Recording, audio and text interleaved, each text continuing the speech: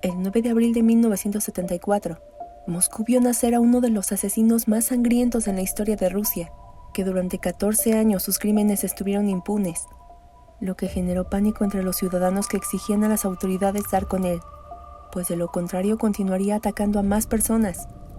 Y lo peor es que este pensamiento se cumplió, porque escucha esto, a Alexander Pichushkin llegaron a conocerlo como el asesino del ajedrez, por una terrorífica razón que más adelante la conocerás. De este comportamiento agresivo hay algunas especulaciones, uno de ellos que surgió de la noche a la mañana por un fuerte golpe que sufrió en la cabeza al caer de un columpio a los 4 años, el cual provocó importantes daños cerebrales, y a pesar de que acudió a un colegio especial para personas con discapacidad, pues sus médicos aseguraban que así se recuperaría, no hubo ninguna mejora.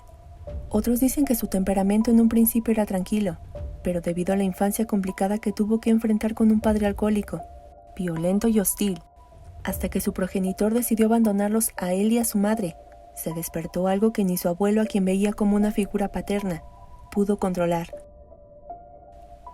Precisamente su abuelo, ejerciendo la función de su padre, trataba de enseñarle algunas cosas que más adelante le servirían, sobre todo aquellas que agilizarían su memoria. Por ello lo llevaba diariamente al Parque Vyshevsky, donde su afición por el ajedrez y las damas le beneficiaría en su destreza.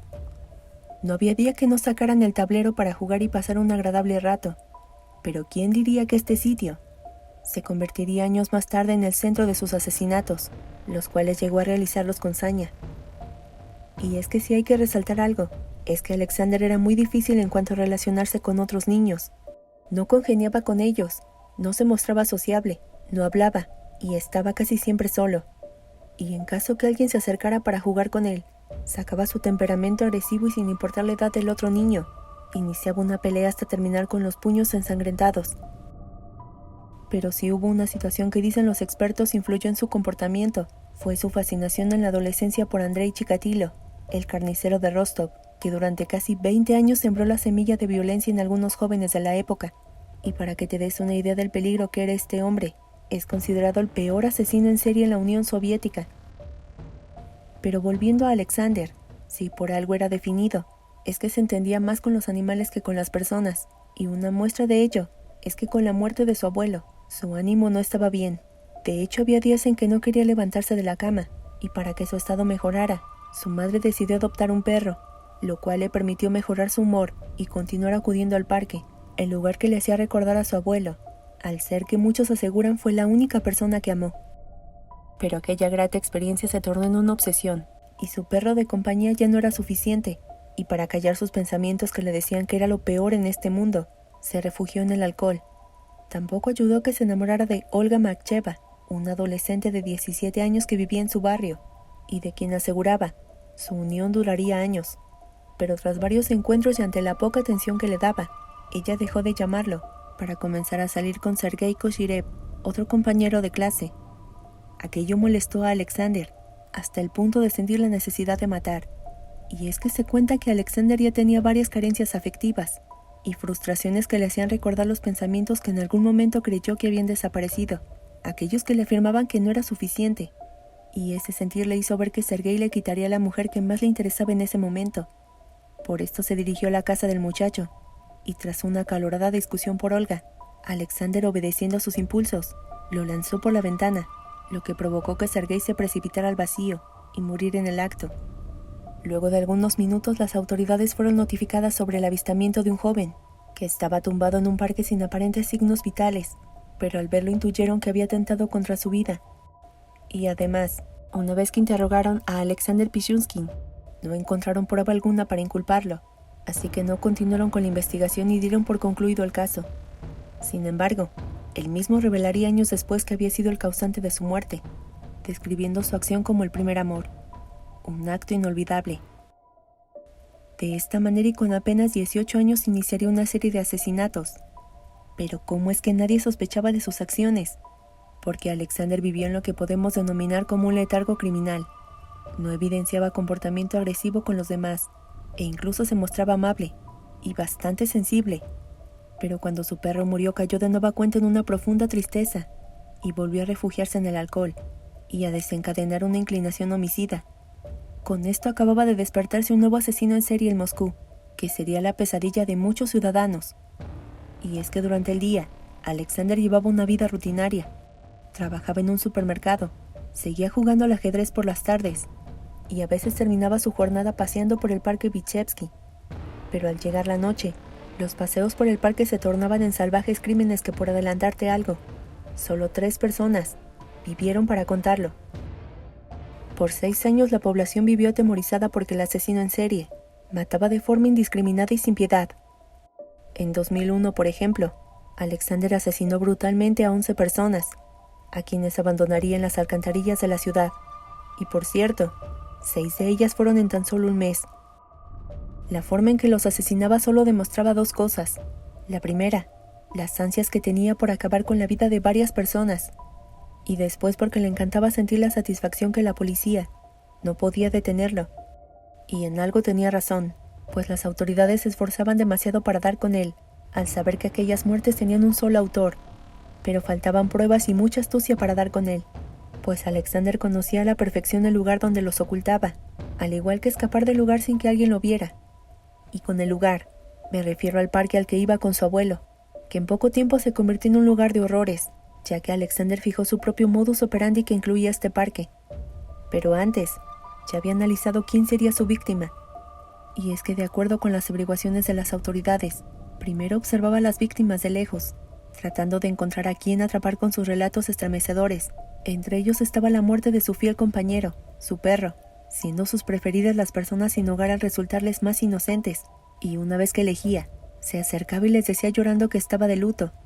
Buscaba dar pena para ganar su confianza, y les decía que su vida era desdichada. Luego de algunos minutos les pedía que lo acompañaran a la tumba de su perro, para más tarde invitarle una copa, y continuar con la triste charla. Pero claro, esta era una excusa que utilizó solo con hombres, pues con mujeres su estrategia era cortejarla para tratar de tener una cita, a lo que muchas de ellas sin titubear le decían que sí. Las víctimas que ingerían bastante alcohol quedaban sin fuerzas suficientes para sostenerse o defenderse. Y lo digo de esta manera, pues mientras ellos estaban descuidados, Alexander los atacaba sorpresivamente por la espalda y los asesinaba a martillazos. Los golpes eran con tal contundencia que llegaba a incrustarles partes del objeto en la cabeza, de ahí que su famosa frase se hiciera tan famosa y al mismo tiempo causara repudio, al afirmar que disfrutaba quitarle la vida a sus víctimas con los innumerables golpes realizados a veces con un martillo, con una tubería y hasta con una botella de vodka. Luego arrastraba los cuerpos hasta el parque, y ahí los abandonaba hasta que alguien los descubriera.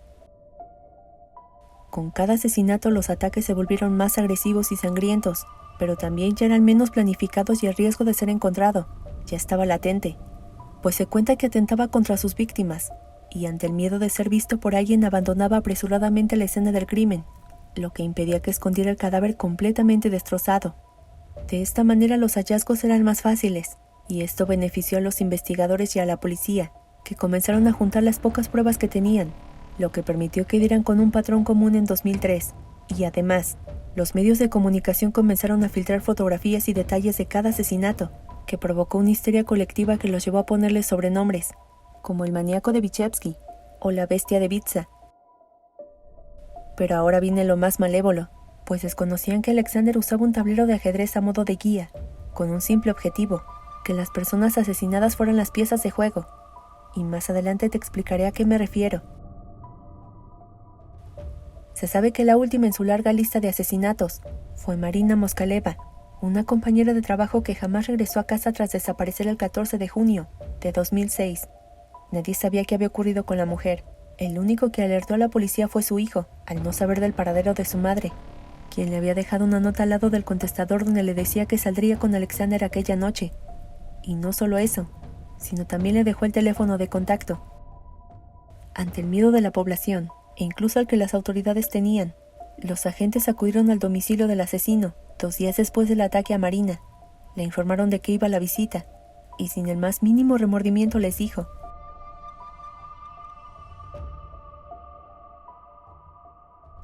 La policía, luego del arresto, registró la vivienda de arriba abajo, y si en un momento dudaron de que fuera el culpable, sus dudas se esclarecieron al encontrar un martillo con manchas de sangre y un tablero de ajedrez.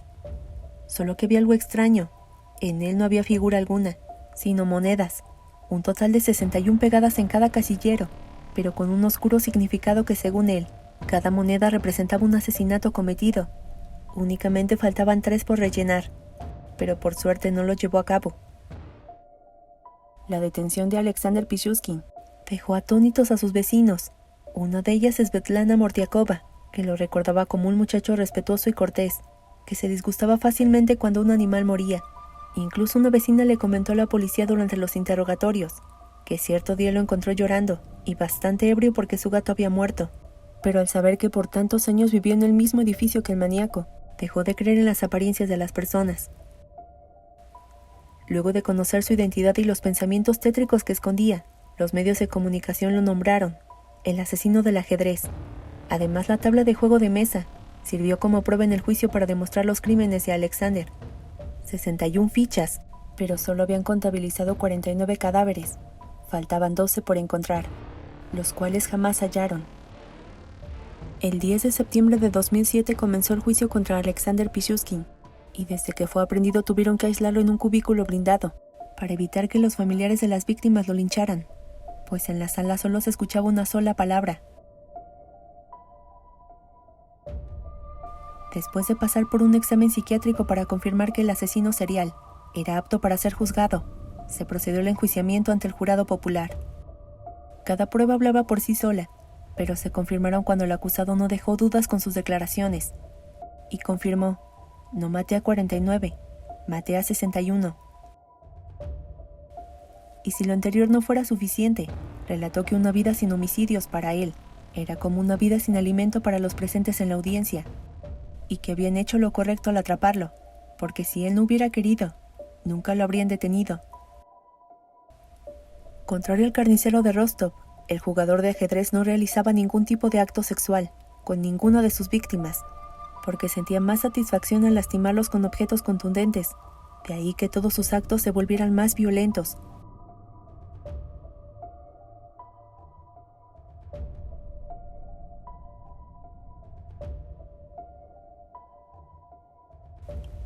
El 24 de octubre de 2007, el jurado lo declaró culpable de 49 asesinatos y 3 tentativas de asesinato. Por ello, el tribunal lo condenó a la cadena perpetua y no a la pena capital. La condena del ajedrecista asesino supuso un conflicto en la sociedad de la época. Había una parte que no estaba satisfecha con el fallo, como el intelectual moscovita Alexander Fedorov, que exigió un correctivo más duro que la cadena perpetua, citando que incluso un escuadrón de fusilamiento sería un castigo muy liviano para él. Pero otros aseguraban que su mayor castigo es que por el resto de su vida viviría sin la empatía de las personas, pues hasta ahora es uno de los más aborrecidos en el país. Si te gustó el video, por favor regálame un like y compártelo con tu familia y amigos, me ayudarías mucho. Y antes de finalizar, quiero enviarte un fuerte abrazo, Iceman, ya que este video fue gracias a tu sugerencia. Yo soy Laura y ya sabes que te espero en el próximo video con una historia nueva, que seguramente será aún más estremecedora. Hasta la próxima.